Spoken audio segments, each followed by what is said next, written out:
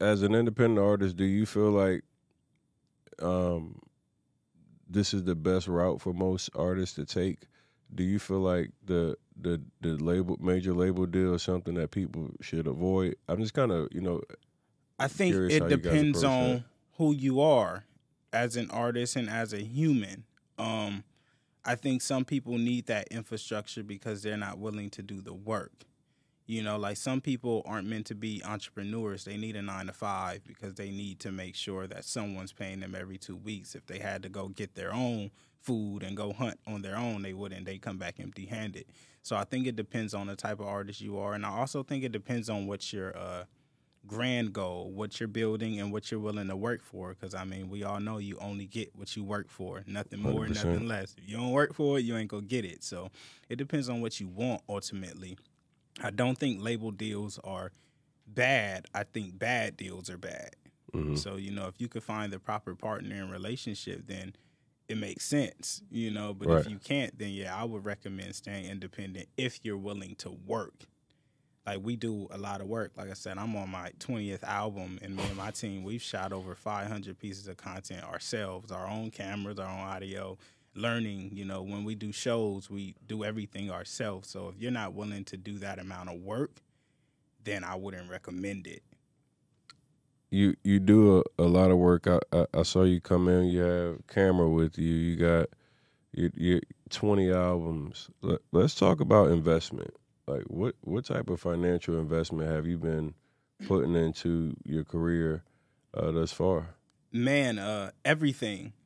Prior to me taking on music full on, I worked in the aerospace industry, and I started doing like production work, and then I moved up to do like contract work. And I was really investing my salary. Like I was paying for my shows out of my salary, my marketing, playlist, everything that I was doing with music, equipment, cameras, lights. I was putting out of my everything. I was spending everything. I had lost my car. I got my car repossessed. I was in a position where I could have either paid my car or I could have bought presses to build my merch side of the production. And I remember my pops coming into my room and he was like, "Man, what you want to do? You want my help? I could go help you get the car." And I was like, "Nah, I'm finna start the merch side. I'm gonna get all the production equipment." And that was a decision of me really understanding what I wanted. That was the first time it was like, yeah, this shit is hyper real, because I had a connection with the car and I loved it. And all these things that I had accumulated through work that I was starting to lose, and starting to lose that security of like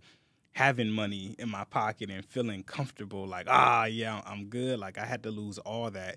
But what I gained in exchange, now I'm in a position where I got everything back times 10. All right, so um, first and foremost, I love the transparency of the story, right? Um, I I have a story I very much relate to, being where you're at, dead broke and having to make decisions. 2017 for me, I was there, and Is had this post NFL? post NFL.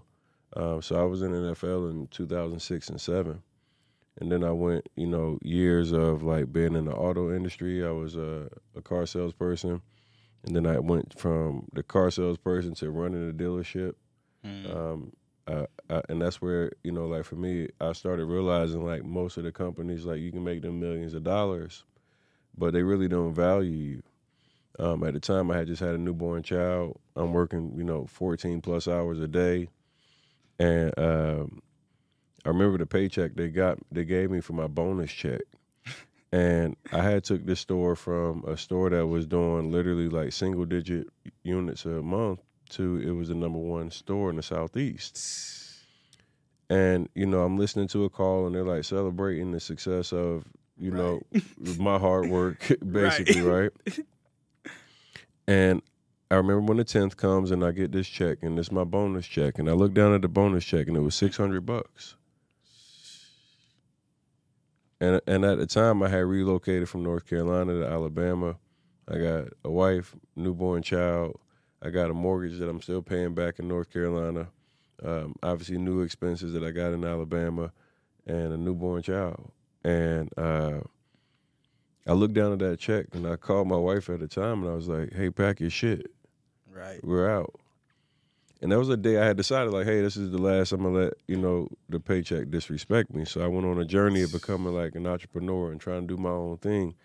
And, you get through those points where you start having to like make decisions financially. You go from having a cushion to like as you're trying out business and going through life, that cushion gets smaller and smaller. Man, And then you start making decisions. What am I going to pay? What am I not going to pay? Then you get to the point where you just can't pay I'm anything. not paying nothing. Yeah, it's like you just can't pay anything, and it's Right. like, I've been there. Like I know so many people see me, where I am in current day, and they're like, man, he's got the nice cars and he's got the chains and and I'm like, bro, I was broker than you. I was broker than you, and I had to make decisions on a lot of things. I mean, I remember waking up on an air mattress that was deflating every night. Right. Like the Right. shit that I live now is like so grand in comparison to where I was. But I actually went to a period where, and I always tell this story because I teach people real estate, and I teach people wholesaling real estate, which is basically the easiest way to get into real estate because there's no barrier to entry. Wholesaling is basically like what most of the drug dealers in our community do right now. You play the middleman. Most of them don't have the money to be able to really truly own the product, so they become the middleman. They get somebody that fronts them, and then they try to put their tax on it, and then they sell it for more money.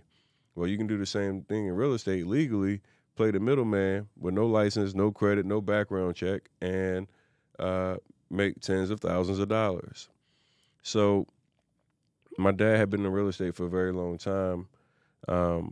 As I was making a transition into real estate with my dad, it was a point where we were just like slow on getting deals, and it was like the money that I'm investing into the business is now is dwindling. Like it's going down, and like I'm in a house where my lights is cut off. I'm sitting here like. I need to do something. And I remember having the Louis Vuitton luggage set. And I'm like, bro, I'm going to take this shit to the pawn shop. Right? Like, I spent like $3,500, $4,000 for this bag. But I knew what I needed right now in the moment was the cash more than I actually needed the bag. So I go to the pawn shop and they offer me like $800 something.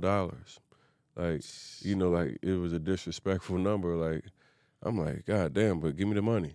You need the money so bad that you take less for something that you know is worth more. And this is the same thing that happens in real estate, and that's why I'm using this analogy. The money that I was able to get from selling that bag, I ended up investing it into my marketing and setting up text messaging and the data for my my real estate business. And I end up finding a deal that I got this lady under contract. I sell the contract. I put the property under contract for $10,000. This was a lady who had a vacant house that was boarded up and it was getting city violations all over it. They were like, I guess they were fining her for the violations of the property being unkept. So she's just ready to get rid of the property because at this point it's becoming an expense to her. So I said, hey man, I'm gonna put it under contract and I'll buy it from you. She agrees to sell it to me for $10,000. As I put his property under contract for $10,000, I realized that the property was zoned for both residential and commercial. So this is really, really important in real estate, right? Because if it's also zoned for commercial, now we can get people that have businesses to be able to come in and occupy the space, which creates more value for it. Right.